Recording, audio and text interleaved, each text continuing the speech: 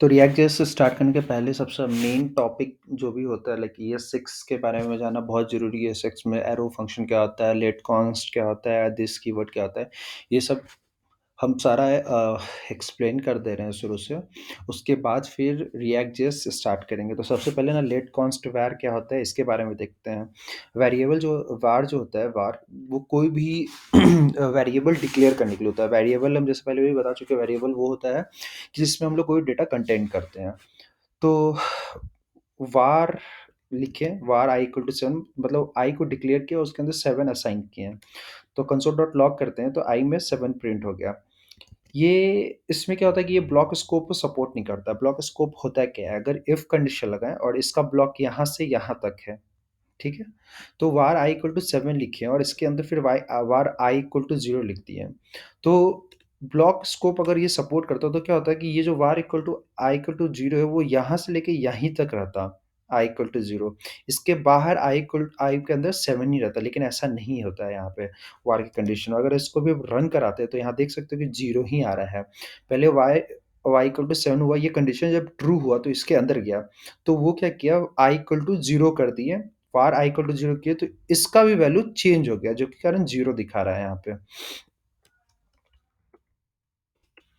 अगर अगर var यहाँ डिक्लेयर भी नहीं करते हैं और तब भी इसको रन कराते हैं तब भी i के अंदर 0 ही आएगा। तो ये var ओल्ड वर्जन में यूज होता था। अब लेट के बारे में जानते हैं, लेट क्या होता है। तो लेट लिखे, लेट i इक्वल टू 7, ये भी एक तरीका है वेरिएबल को डिक्लेयर करने का। लेट i इक्वल टू 7 लिखे, उसके बाद जब इसको डिक्लेयर करेंगे i के अंदर 7 का वैल्यू जाएगा, फिर i को प्रिंट करा तो ये 7 हो गया। लेट क्या होता है कि लेट दोबारा रीअसाइन नहीं हो सकता है। रीअसाइन का मतलब क्या होता है कि लेट i इक्वल टू 8 अगर लिखेंगे तो ये एरर थ्रो करेगा। सी कि identifier I has already been declared. So I एक ही बार डिक्लेयर होता है, दोबारा डिक्लेयर नहीं कर सकते हैं इसको। वार के कंडीशन में बिल्कुल भी ऐसा नहीं था। वार अगर ऐसे लिखे हैं तो ये 2 बार डिक्लेयर कर सकते हैं, यहाँ पे एरर थ्रो नहीं करेगा।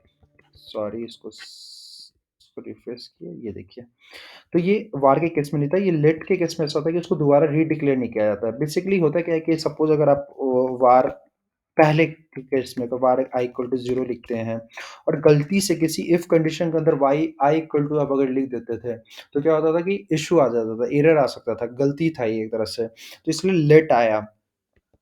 और दूसरा क्या है कि लेट, जैसे कि अगर आप ऐसे नहीं कर सकते कि पहले आप वैल्यू डिक्लेयर कर दी x इक्वल टू 5, उसके बाद आप लेट x लिख रहे हैं, तो ये भी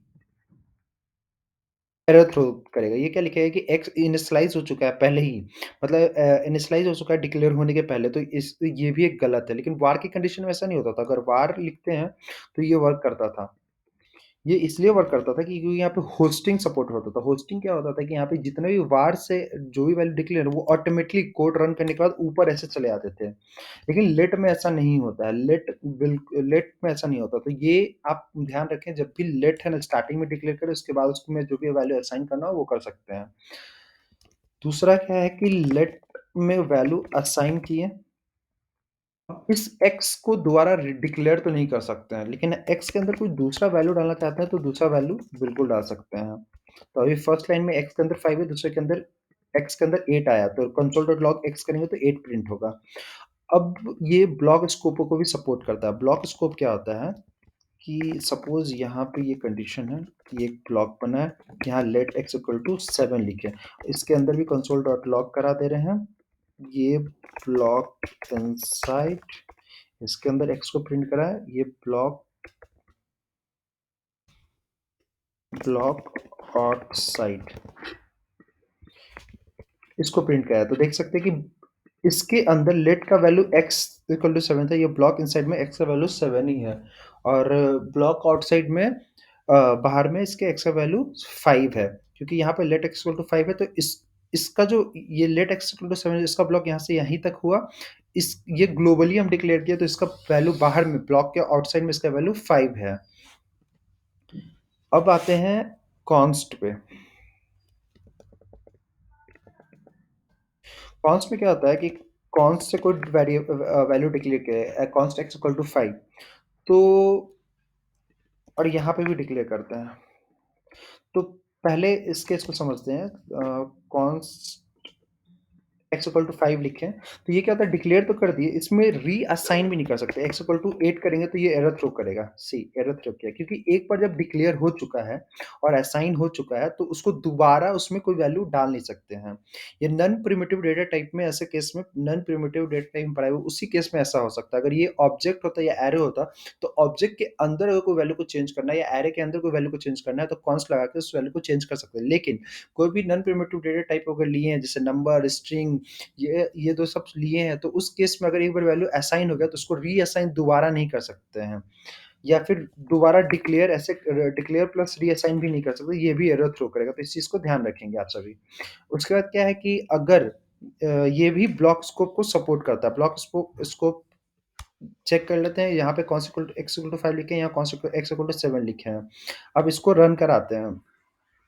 तो यहाँ पे भी देख सकते हैं कि इस ब्लॉक के अंदर, कंसोल इनसाइड के अंदर x का वैल्यू 7 है और console log block outside x का वैल्यू 5 है। तो कॉन्स्ट ब्लॉक को सपोर्ट करता है, ब्लॉक स्कोप को सपोर्ट करता है, लेट भी ब्लॉक स्कोप को सपोर्ट करता है। कॉन्स्ट के केस में वैल्यू को रीअसाइन नहीं कर सकते, लेट के कंडीशन में रीअसाइन कर सकते हैं। डिक्लेयर दोनों के केस में नहीं कर सकते, दोबारा रीडिक्लेयर दोबारा नहीं कर सकते कॉन्स्ट और लेट में। तो ये रहा लेट और कॉन्स्ट।